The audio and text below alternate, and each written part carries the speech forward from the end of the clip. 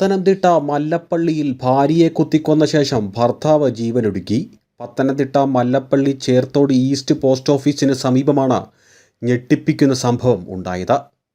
പുലിയിടശ്ശേരിൽ 61 വയസ്സുള്ള സുധാ രഘുനാഥാണ് ക്രൂരമായി കൊല ചെയ്യപ്പെട്ടത്.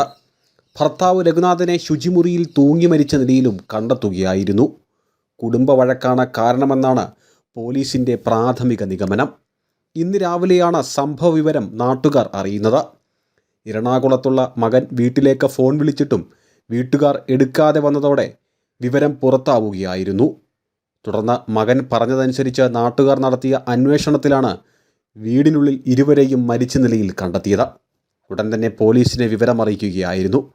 വീടിനുള്ളിൽ കയറിയ പോലീസുകാരും പൊതുപ്രവർത്തകരും ഞെട്ടിത്തെറിച്ചു. വീടിനുള്ളിൽ രക്തം തളം കെട്ടിയ നിലയിലായിരുന്നു.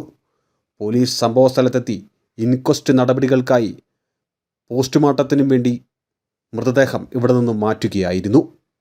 സംഭവ വിവരമറിഞ്ഞ് നിരവധി പേരാണ് വീടിന് സമീപം തടിച്ചുകൂടിയത്. പത്തനംതിട്ട ജില്ലയിൽ മല്ലപ്പള്ളി എന്ന് പറയുന്ന സ്ഥലത്ത് ഇന്ന് രാവിലെ ഒരു ദുരന്ത വാർത്തയാണ് അറിയുന്നത്. മല്ലപ്പള്ളി ഗ്രാമപഞ്ചായത്തിൽ 11-ാം വാർഡിലാണ് ഇങ്ങനെയൊരു മരണം ഉണ്ടായത്. പുലിയിടശ്ശേരിയിൽ നിന്നാണ് വീട്ടുപേര്. രഘുനാഥൻ എന്നാണ് ഭർത്താവിൻ്റെ പേര്. ഭാര്യയുടെ പേര് സുധേ എന്നാണ്. 63 വയസ്സും 61 വയസ്സുള്ള ഭാര്യയും ഭർത്താവുമാണ്. ഒരു മകനാണ്. ആ മകൻ എറണാകുളത്താണ് ജോലി ചെയ്യുന്നത്.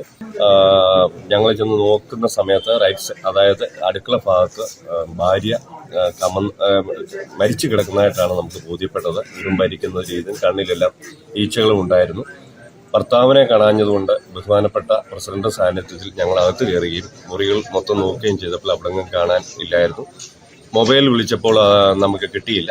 തിരിച്ച് ഞങ്ങൾ ഇറങ്ങി വരുമ്പോൾ ബഹുമാനപ്പെട്ട അൻസീം സാർ പോലീസുകാരൻ അവിടെ എത്തിയിരുന്നു. ഞങ്ങൾ തിരിച്ചു വന്നപ്പോൾ വെറുതെ ഒന്ന് ബാത്റൂമിൽ നോക്കിയപ്പോൾ ബാത്റൂമിൽ രഘുനാഥൻ എന്ന് പറയുന്ന ആൾ തൂങ്ങിക്കിടക്കുകയാണ്. അങ്ങനെ 2 പേരുടെയും മരണം സ്ഥിരീകരിച്ചു. ഞങ്ങളുടെ മൊത്തം ദുഃഖം, അതായത് ഞാൻ ഇതിന് തൊട്ട ഒരു അയൽവാസിയാണ്. രഘുചേട്ടൻ എന്നാണ് വിളിക്കുന്നത്. ഞങ്ങളുടെ എല്ലാവരുടെയും ഒരു ദുഃഖമാണ്. ഞങ്ങൾക്ക് വളരെ ദുഃഖമുണ്ട്. പ്രത്യേകിച്ച് 2 പേരൊന്നിച്ച് മരിക്കുക, അല്ലെങ്കിൽ എന്താണ് ബാക്കി കാര്യങ്ങൾ പോലീസാണ് പറയേണ്ടത്. ഫോറൻസിക്കാർ വരുമെന്നാണ് ഞാൻ മനസ്സിലാക്കുന്നത്. അതിനുശേഷം ബോഡിയൊക്കെ മാറ്റും. ഇതാണ് നിലവിൽ പറയാനുള്ളത്.